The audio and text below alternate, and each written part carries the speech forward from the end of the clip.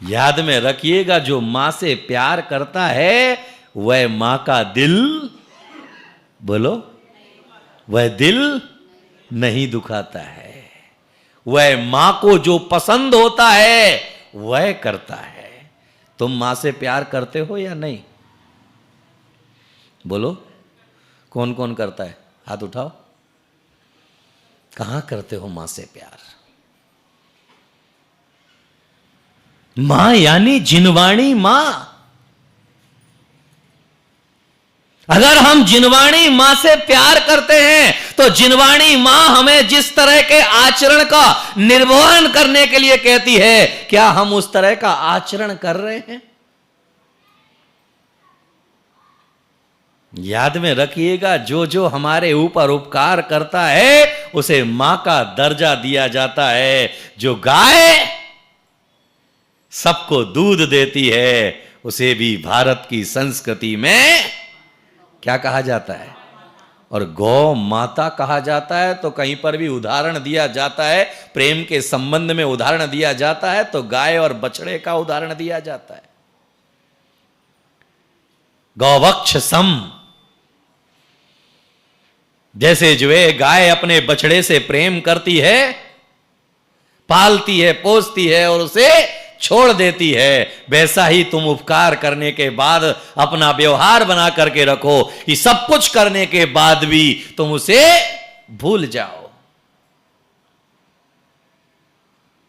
पृथ्वी जो सबको देती है सब कुछ, लेकिन रिटर्न में कुछ नहीं लेती है, क्या कहा उसे?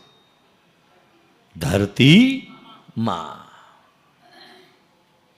क्योंकि वह सब कुछ सहन करती है लेकिन फिर भी कुछ नहीं कहती, इसीलिए वह धरती मां के नाम से जानी जाती है।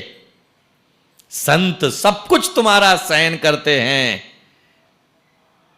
फिर भी कुछ नहीं कहते हैं, इसीलिए संतों को महात्मा कहा जाता है। क्या कहा जाता है? महात्मा।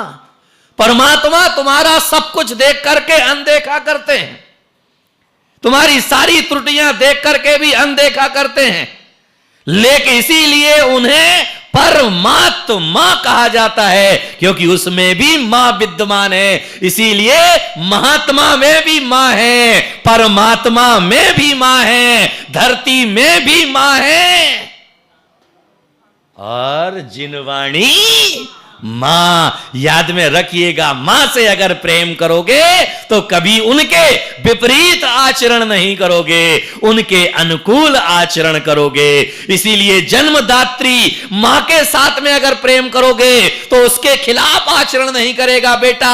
और भक्त अगर जिनवाणी मां से प्रेम करेगा तो जिनवाणी मां जैसा आचरण करने के लिए कहती है वैसा आचरण करेगा, उसके खिलाफ आचरण नहीं करेगा। जिनवाणी मां क्या नहीं कहती? जिनवाणी मां तुम्हारे जीवन के मंगलाचरण के लिए ही तो कहती है कि सात्विक जीवन जियो, अपनी जिंदगी में धर्म के लिए स्थान बना करके रखो।